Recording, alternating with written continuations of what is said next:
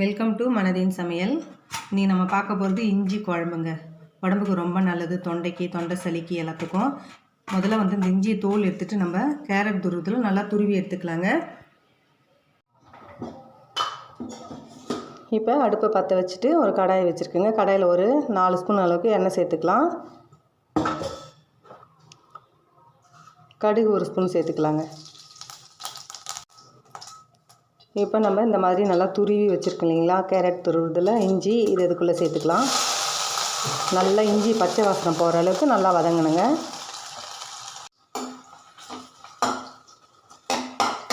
இஞ்சி இந்த அளவுக்கு நல்லா சுருண்டு வதங்கிடுச்சிங்க. நல்லா எண்ணெயிலே நல்லா வெந்துடுச்சு. இப்போ நம்ம விட்ட எண்ணெய்லாம் கூட அப்படியே நிற்கிது பாருங்கள். இப்போ இதில் ஒரு 10 பல் வெள்ளை பூண்டு உரிச்சு வச்சுருக்கு, அதை சேர்த்துக்கலாங்க. பூண்டு நல்லா வதங்கட்டும். இப்போ பூண்டு நல்லா வதங்கியிருக்குங்க. இப்போ வெங்காயம் ஒன்று கட் பண்ணி வச்சுருக்கேன், இதுக்குள்ளே சேர்த்து அதையும் நல்லா வதக்கிக்கலாம்.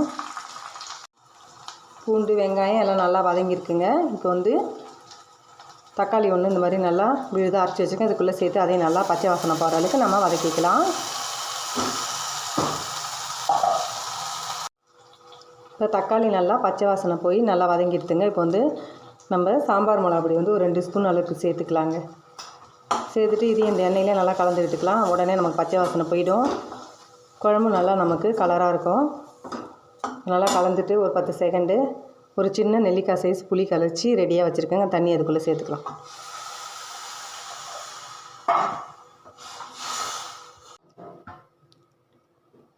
இப்போ தேவையான அளவுக்கு கல்லுப்பு சேர்த்துடலாங்க. சேர்த்துட்டு ஒரு சின்ன துண்டு வெல்லம் அந்த அளவுக்கு சேர்த்துக்கலாம். அந்த வெல்லம் சேர்க்கறதுனால அந்த இஞ்சியோட காரத்தன்மை நமக்கு போயிடும். குழம்பு நல்லா சுவையாக கிடைக்கும். இப்போ குழம்பு நல்லா ஒரு 5லேருந்து ஒரு 6 நிமிஷம் நல்லா கொதிக்கிட்டுங்க. மீடியமான தீயில் வச்சு எண்ணெய் பிரிஞ்சு வர வரைக்கும் வெயிட் பண்ணலாம். அதுக்கப்புறமா நம்ம பார்க்கலாங்க.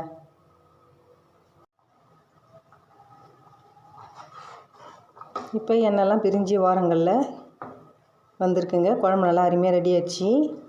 செமையாக இருக்குங்க இந்த குழம்பு. உடம்புக்கு அவ்வளோ நல்லது. இப்போ இந்த குளிர் நாளில் இந்த பனி நாளுக்கு இந்த மாதிரி நம்ம வச்சு வீட்டில் இருக்கிற பெரியவங்களுக்கு குழந்தைங்களுக்கெல்லாம் கொடுக்கலாம். கொஞ்சம் நெய் விட்டு பிசைஞ்சு சுட சுட சாதத்தில் சாப்பிடும்போது அவ்வளோ பிரமாதமாக இருக்குங்க.